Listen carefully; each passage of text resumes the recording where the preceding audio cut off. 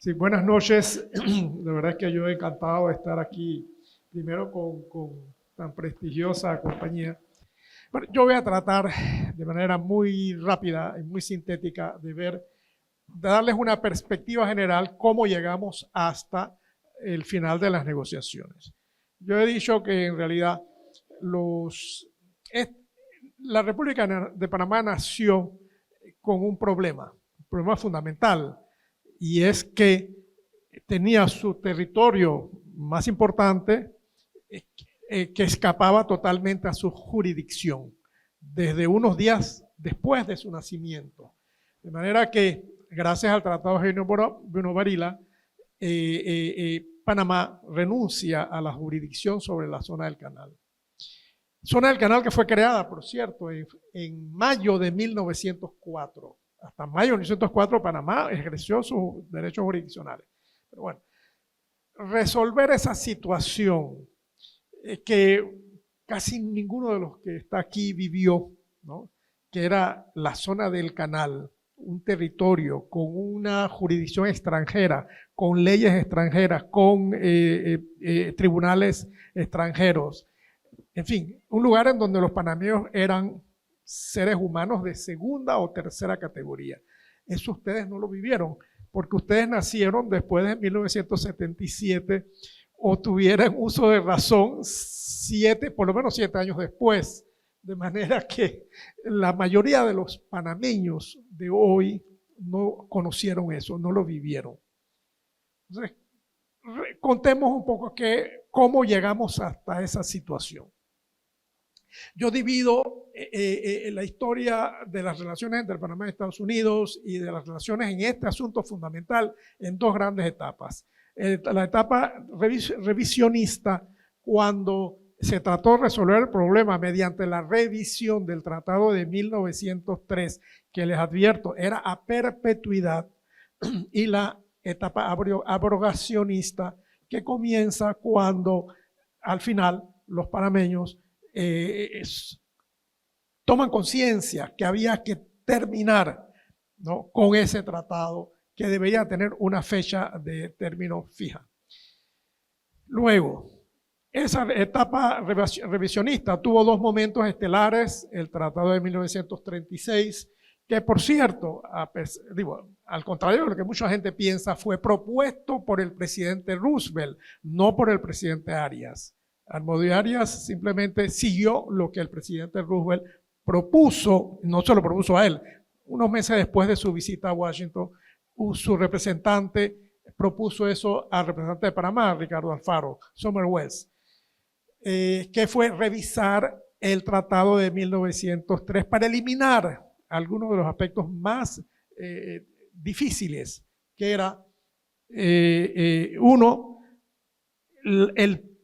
la cláusula que les permitía a los Estados Unidos intervenir en los asuntos internos de Panamá, y dos, que permitía a los Estados Unidos la expansión de la zona del canal hasta donde quisieran. Esas eran dos cláusulas increíbles que estaban en el Tratado de 1903. Luego, el Tratado el Tratado del 36 entró ya 3 años después, en 1939, porque el Pentágono se oponía radicalmente hasta esa revisión. Luego el Tratado Remo-Eisenhower, que de 1955, bueno, usted ya es más cercano a nosotros, que fundamentalmente fueron conquistas económicas en general. Mientras tanto, la población panameña sigue creciendo, la presión sobre la zona del canal va aumentando, la presión demográfica, social, y el mundo va cambiando. Entramos en la década del 60, en la década de la descolonización en el mundo, en los movimientos revolucionarios, la Guerra Fría, etcétera. Los Estados Unidos se presentaban como el líder, ¿no?, del mundo libre, de la libertad, de la descolonización, mientras que en la Unión Soviética era lo contrario. En fin, en esa lucha, de repente Panamá entra también, en fin, en esa perspectiva es que entra la lucha de Panamá y de los panameños por lograr ya la abrogación. Entonces entramos en la década del 60, la siembra de banderas, el 58, el 59, etcétera, los eventos del 64, que obligan a Panamá y a Estados Unidos, primero el rompimiento de relaciones diplomáticas, decidió el presidente Chiari, y luego en enero, ¿no? Por supuesto, el 11-12 de enero, y entonces la reunión, el acuerdo en la OEA, el marco de la OEA, para sentarse en una mesa de negociación. Entonces comienza en junio la primera etapa de negociación de la etapa abrogacionista, pero fue una que va a tener 4 fases. La primera fase va a ser esa de junio hasta octubre. Cuando Panamá, el presidente, está el presidente Chiari, viene el cambio de gobierno del presidente Robles en octubre. El presidente Chiari nombra a su negociador, Jorge Llueca, el doctor Jorge Llueca, y en los Estados Unidos su negociador, Robert Anderson. ¿Qué sucede? Una negociación que no tenía ninguna posibilidad de éxito. ¿Por qué? Porque los Estados Unidos no había decidido abrogar el tratado de 1903. Para lograr la abrogación, un cambio tan importante en un asunto de política internacional en los Estados Unidos es un asunto que tiene interinstitucional. Tienen que aprobarlo una serie de agencias muy importantes, el Pentágono, la CIA, etcétera, etcétera, el Departamento de Estado, y el presidente entonces refrendarlo. Y eso, desde la época del presidente Kennedy, él aprobó una cosa diciendo no se puede abrogar el tratado de 1903. Aquí la gente lo ignora, la gente cree que el presidente Kennedy estaba a favor, eso es falso. Él no estuvo a favor de la abrogación del tratado de 1903. Fue el presidente Johnson el que al fin decide, pero ya cuando cambia el gobierno y viene el presidente Robles.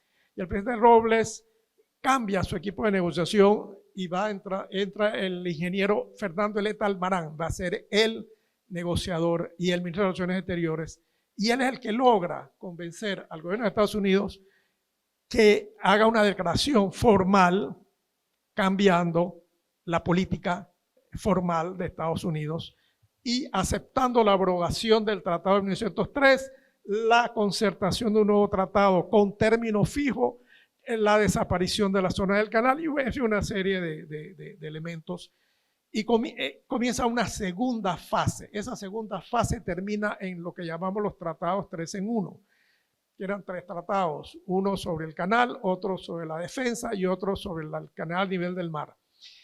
Esa negociación llega hasta 1967 y entra en la vorágine política interna bárbara, ¿no? Que termina en un golpe de Estado el 11 de octubre de 1968 al nuevo presidente Arnulfo Arias, después de 11 días de estar en la presidencia, quien de paso había aceptado los proyectos de Tratado 3 en 1 con algunos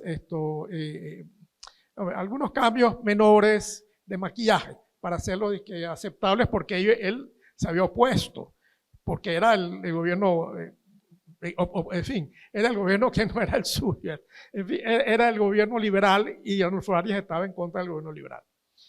Ahí llegamos, comienza realmente la segunda fase, termina la segunda fase en el 67, en realidad no termina en el 67, termina en el 70, cuando el nuevo gobierno militar, ¿no? Que está presidido primero por el coronel Torrijos, que después será el general, decide en el año 70 iniciar una tercera fase de negociación. La negociación del 71 al 72 nombra negociadores y dice, los tratados anteriores no sirven ni siquiera de base de negociación.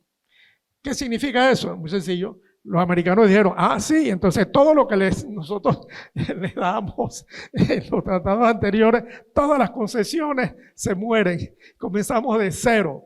Por supuesto, en esas condiciones la negociación tenía pocas posibilidades de ser exitosa. ¿Qué pasa? Los negociadores panameños vienen a Panamá traen sus proyectos de tratado, esta es la tercera fase.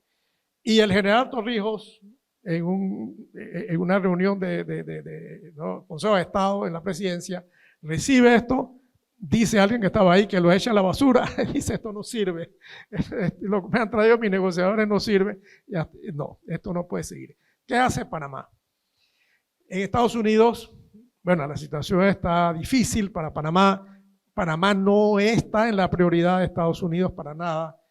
Primero hay que atraer, para crear un problema para los Estados Unidos. Esa era la prioridad. Entonces se le ocurre a su embajador en Naciones Unidas, Aquilino Boyd, que fue un patriota, pues, inventor de la siembra de banderas y demás en el 58, 59, etc. Se le ocurre, primero, bueno, estamos en plena periodo de descolonización, ese era el tema de moda. Y el África, que está pues descolonizándose, se le ocurre a los dirigentes africanos celebrar una reunión del Consejo de Seguridad de Naciones Unidas en el continente africano. Y van a Etiopía, a Addis Abeba. Ahí tienen en 1971 una reunión, perdón, 72, una reunión del Consejo de Seguridad, que fue muy exitosa para él. Entonces, el embajador Boyd presenta ante sus colegas, primero el caso de Panamá en Etiopía, y luego en el seno porque mientras tanto Panamá era miembro del Consejo de Seguridad, en el Consejo de Seguridad el caso de Panamá. E invita, bueno, por supuesto, le plantea al general Torrijos y al ministro TAC, Juan Antonio TAC, la conveniencia de invitar al Consejo de Seguridad de Panamá, a la ciudad de Panamá. ¿Por qué? Para hacer aquí, crear un escenario ya que atrajera la atención mundial y sobre todo de Washington, porque lo fundamental estaba en los Estados Unidos. Se reúne el Consejo de Seguridad de Panamá, vienen aquí en marzo del 73 y en efecto Panamá, el tema de Panamá se convierte en un tema muy importante, en todas partes del mundo se habla de eso. Estados Unidos veta la resolución, la tercera vez que lo hacía en toda la historia de Naciones Unidas, desde 1945. Todos los demás votan a favor de Panamá, excepto el Reino Unido, que se abstiene. Fue un gran triunfo para Panamá relativo, porque eso hizo que en los Estados Unidos el gran pontífice, el sumo pontífice de las relaciones internacionales, de la geopolítica, Henry Kissinger, se interesara, que era el director, en realidad, de Seguridad Nacional de Estados Unidos. Y después fue también secretario de Estado. Y él le recomienda al presidente Nixon, mira, aquí hay un problema gravísimo, tenemos que resolverlo. Y mira hacia Panamá y llega a la conclusión, bueno, tenía el problema de la guerra de Vietnam, etcétera. Vamos a resolver este problema con Panamá, porque ya no solamente es con Panamá, es con toda la América Latina. Mientras tanto, el general Torrijos había logrado concitar el apoyo de toda la comunidad internacional, toda la América Latina, movimientos de países no alineados, los aliados más importantes de Estados Unidos de Europa, incluyendo, bueno, de la región europea, incluyendo Israel, que está dentro de ese grupo, que tiene todavía una gran influencia en Washington. De manera que allí, en ese momento, Kissinger llega a un acuerdo con Panamá, con el ministro TAC, Juan Antonio TAC, en el famoso acuerdo de los 8 puntos. Comienza la cuarta fase final de las negociaciones. Y esas negociaciones van a durar 3 largos años hasta 1977, como dijo el embajador Moss, hasta agosto. Estuvimos negociando hasta agosto. En realidad estuvimos negociando los detalles. Yo participé en la mesa de redacción también, ¿no? Con Carlos López Guevara y Diógenes de la Rosa, fuimos los 3, del texto final del tratado hasta una semana antes de que se firmara en Washington. Detallitos, una palabrita por aquí, por allá, en fin.